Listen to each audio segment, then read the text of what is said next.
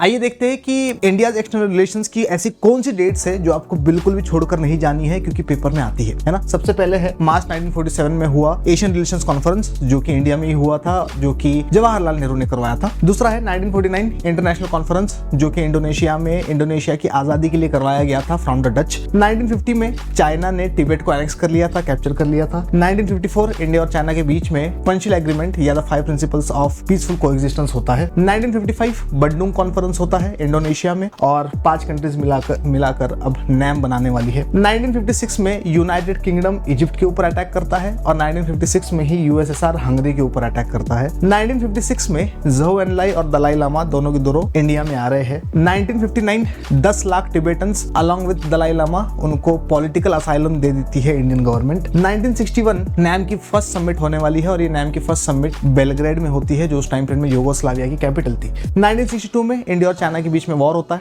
अक्टूबर 1962।